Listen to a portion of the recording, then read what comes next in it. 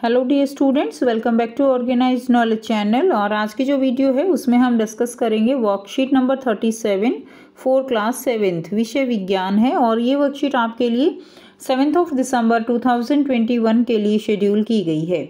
आज की जो वर्कशीट है प्यारे बच्चों, उसमें हम प्रकाश चैप्टर को कंटिन्यू करते हुए आगे पढ़ेंगे।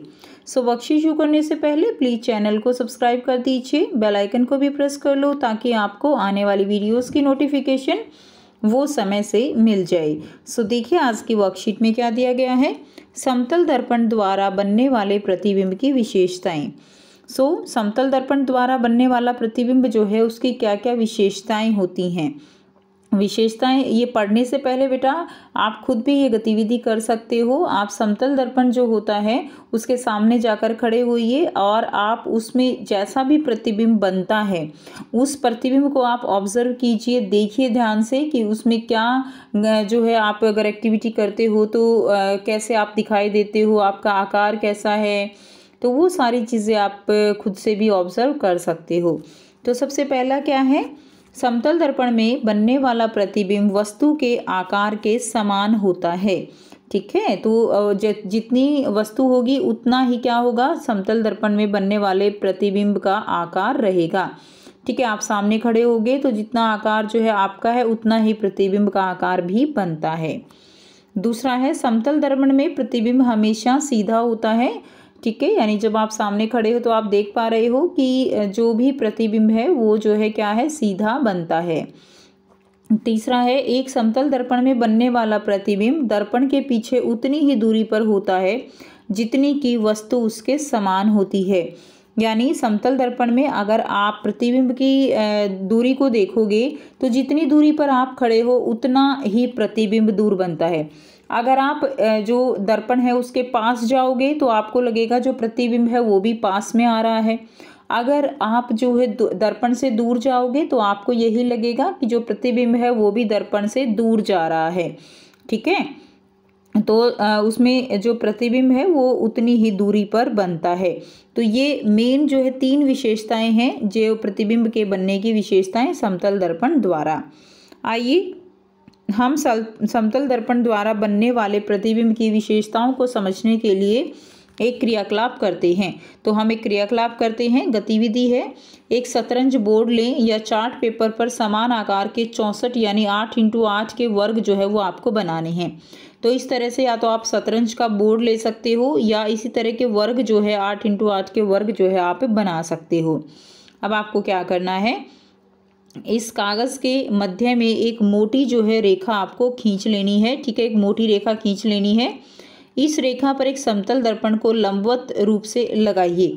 अब आपको क्या करना है, इस रेखा के द्वारा जो है आपको समतल दर्पण को आपको वहाँ पर रख देना है और किसी भी छोटी वस्तु जैसे कि शार्पनर, जो कि उसमें बिल्कुल एग्जैक्ट दिखाई दे जाए आपको, छोटी वस्तु जैसे शार्पनर, पेंसिल, लोहे की कील को दर्पण से गिनते हुए जो है जो 4th वर्ग है, ठीक है, 4वें वर्ग की सीमा पर आपको रखना है। जैसे कि यहाँ से 1 2 3 4 जैसे इसमें आपने रख दिया। अब आपको प्रतिबिंब की स्थिति पर ध्यान देना है। तो आपको बच्चों जो शार्पनर जो आप 4वें वर्ग पर रखोगे तो प्रतिबिंब भी आपको अंदर 4वें वर्ग पर ही दिखाई देगा। यानी आपको लगेगा कि शार्पनर भी जो है वो 4वें वर्ग पर भी ही रखा हुआ है। ठीक है, अब अगर आप इसकी स्थिति को चेंज कर देते हो तो आपको जो है, मान लीजिए आपने 5वें पे रखा, फिर 7वें वर्ग की सीमा पर रखा, तो फिर से आपको प्रतिबिंब की स्थिति पर ध्यान देना है। तो हमने क्या विशेषता पढ़ी कि जितनी दूरी पर वस्तु होती है, जितनी दूरी पर बिंब होता है, उसमें बनने वाला प्रतिबिंब भी दर्पण के पीछे उतनी ही दूरी पर बनता है जितनी की वस्तु उसके सामने होती है। तो ये वस्तु की स्थिति है 4वें वर्ग में और समतल दर्पण में बनने वाले प्रतिबिंब की स्थिति क्या हो जाएगी, वो भी हमारी यहाँ पर जो है 4वें वर्ग में ही होगी। ठीक है, तो यहाँ पर आप लिख देंगे 4वें वर्ग में। क्लियर, तो ऐसा आप यहाँ पर लिख देंगे। उसके बाद आपने वस्तु की स्थिति है 5वें वर्ग में, तो यहाँ पर प्रतिबिंब की स्थिति भी क्या हो जाएगी, 5वें वर्ग में प्रतिबिंब की स्थिति रहेगी।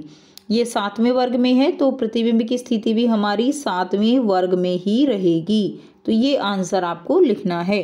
और ये गतिविधि आपको खुद से करके भी देखनी है। नेक्स्ट देखिए बच्चों, प्रश्न 2 है, उपरोक्त क्रियाकलाप में प्रयुक्त वस्तु के समतल दर्पण द्वारा बने प्रतिबिंब की विशेषताएं लिखिए। तो जो समतल दर्पण द्वारा जो प्रतिबिंब बनता है उसकी क्या क्या विशेषताएं हो सकती हैं वो आपको यहाँ पर लिखनी है। तो बहुत ही आसान है, इसका आंसर आप वीडियो को पॉज के अभी ऐसे ही टेबल बना के लिख लीजिए। सेकंड प्रश्न का उत्तर जो है हमने बिल्कुल एकदम एग्जैक्ट अभी यहाँ पे पढ़ा है, समतल दर्पण द्वारा बनने वाले प्रतिबिंब की विशेषताएं। तो यहाँ से आप तीनों विशेषताएं जो है इसके आंसर में लिख देंगे। एक ये, सेकंड और थर्ड, तीनों को हमने अभी डिस्कस कर लिया है। ठीक है, कि प्रतिबिंब वस्तु के आकार के समान होती है, हमेशा सीधी होती है, आभासी होता है और प्रतिबिंब दर्पण के पीछे उतनी ही दूरी पर होता है जितनी की वस्तु उसके सामने होती है। ठीक है, तो ये वर्कशीट आप कर लेंगे। सो ये थी आपकी आज की साइंस की वर्कशीट। आई होप सभी बच्चों को ये क्लियर है। कोई भी डाउट है तो आप पूछ सकते हो। वीडियो अच्छी लगे तो प्लीज़ लाइक कर दीजिए, शेयर कर दीजिए और चैनल को भी सब्सक्राइब कर लीजिए। So thanks for watching students. मिलते हैं नेक्स्ट वीडियो में नेक्स्ट वर्कशीट के साथ। Take care, bye bye.